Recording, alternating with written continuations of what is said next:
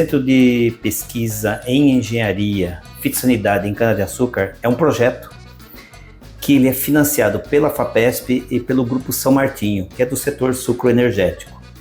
Então, como o próprio nome diz, é um projeto em que a gente vai inovar, a gente vai avançar nas ferramentas para monitoramento e controle de pragas e doenças da cana-de-açúcar. Esse projeto ele se inicia com o entendimento das dores do setor, os problemas do setor, e agrupou-se no primeiro momento pragas e doenças como sendo os principais problemas a serem solucionados. E dentre eles tem uma praga que hoje é muito importante, chamada bicudo da cana, cujo nome científico é Sphenophoros levis, e uma doença que a gente ainda precisa entender melhor, que chama-se síndrome do murchamento da cana, e que tem três micro-organismos associados e aparentemente está muito também associada a estresse, seja causado por pragas, seja por falta de água, e isso leva a uma maior manifestação dessa doença. A gente percebe que essa doença está principalmente no oeste do estado de São Paulo e em Goiás, ou seja, regiões que são mais quentes, regiões que estão com mais problemas de falta de chuvas, mas aqui na nossa região de Jaboticabal também ela é tão importante quanto. Então, essas são as nossas duas grandes prioridades. Mas é claro que outras pragas da cana-de-açúcar e outras doenças da cana-de-açúcar também são estudadas. Quando a gente não conhece bem ainda o organismo, e é o caso desses dois que eu mencionei, a gente tem estudos básicos ainda para conhecer melhor o inseto, ou melhor a doença, como é que eles se manifestam, como é que eles ocorrem.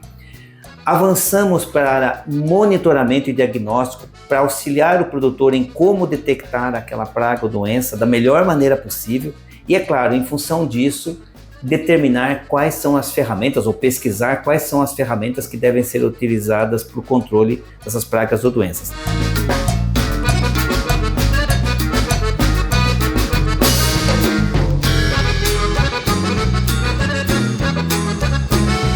O método convencional de amostragem do bicudo da cana consiste no deslocamento de uma pessoa treinada para identificar tal sintoma do ataque da praga. Essa pessoa porta algumas ferramentas como enxadão e um facão. Em campo, ela faz uma trincheira, remove a touceira e com o facão ela vai cortando o que a gente popularmente chama de toco, mas nada mais, nada menos que é o como remanescente após a colheita. Então ela vai fatiando essa touceira e inspecionando se acha sinais, injúria do ataque da praga ou de formas biológicas que a gente chama, que poderia ser larvas, pupas e adultos dentro do toco. Tá?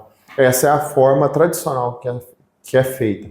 Então, a minha pesquisa em si tinha um foco de tentar alternativas que pudesse acelerar esse processo de detecção do ataque da praga a nível de campo.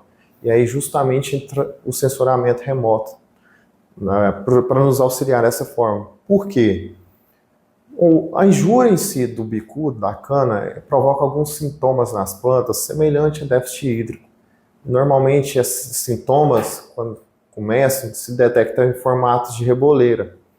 Então a intenção seria utilizar sensores multi e hiperespectrais para verificar quais daqueles comprimentos de onda nos diz se a planta está sofrendo um estresse decorrente do estresse hídrico ou do ataque do bicudo. E ainda permanece uma grande dificuldade conseguir diferenciar esses estresses a campo. Por quê? Justamente pela similaridade entre eles.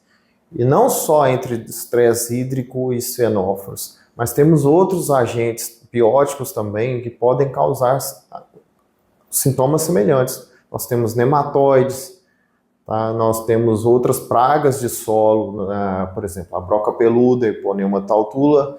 Nós temos migdolos frianos, que é as larvas de coró, pão de galinha, que também reduz o sistema radicular da planta e a planta vai secando e elas aparentam sintoma.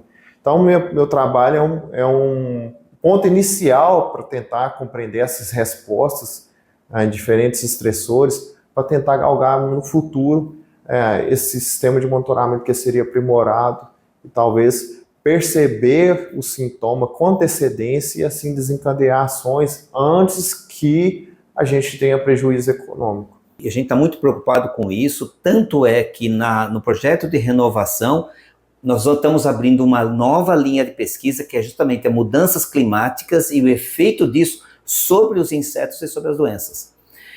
A gente, como eu disse, tem uma percepção, nós estamos ainda analisando os dados, de que esse aumento de período seco e menor período com chuvas tem causado maior estresse às plantas, e quando isso acontece, nós temos uma maior ocorrência de doenças. Mas a gente tem grande preocupação, por exemplo, na cana-de-açúcar, aqui é um exemplo bastante interessante, na cana-de-açúcar se usa muito controle biológico. Tá?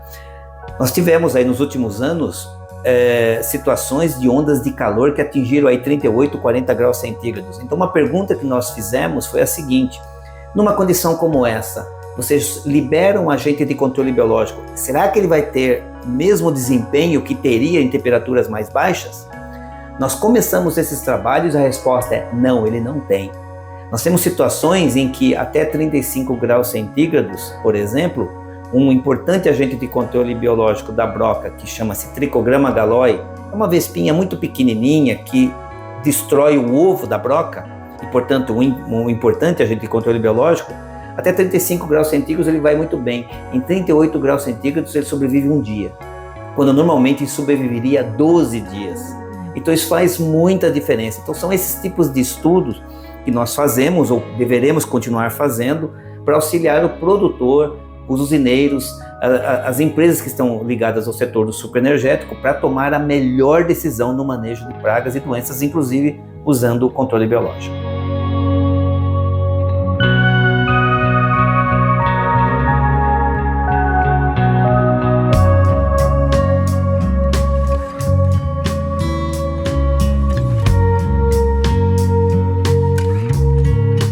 Meu trabalho foi executado em campo, em áreas comerciais de cana-de-açúcar. Um experimento que já foi delimitado preliminarmente para entender como ferramentas de controle. Então, teoricamente, nós teríamos gradientes diferentes de infestação em parcelas experimentais, essas parcelas de 600 metros quadrados. E mensalmente essas parcelas foram inspecionadas através do método tradicional de amostragem, o ranqueio e a inspeção das touceiras. Logo em sequência, nós fazíamos voos com um drone portando uma câmera multiespectral, a Growing, 14 bandas.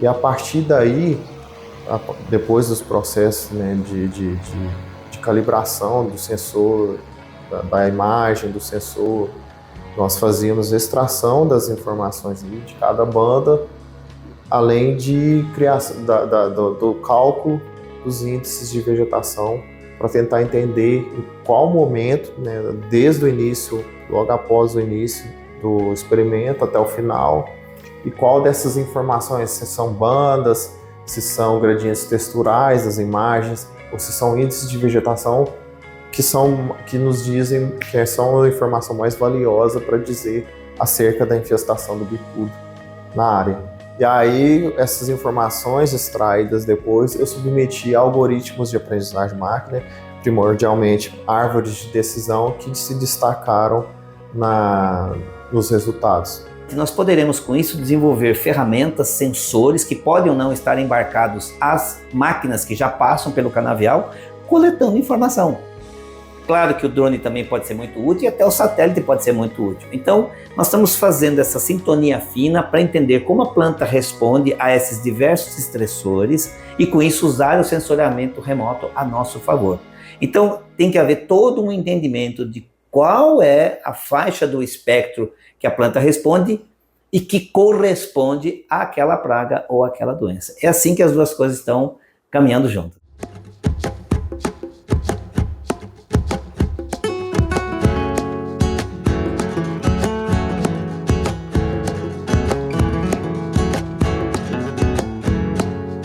Nós percebemos que existem alguns comprimentos de ondas tanto na região do visível, vamos pegar ali a banda do vermelho, quanto em regiões do infravermelho, da bordadura do infravermelho, que nos diz a respeito da infestação do inseto, né, dos fenófilos.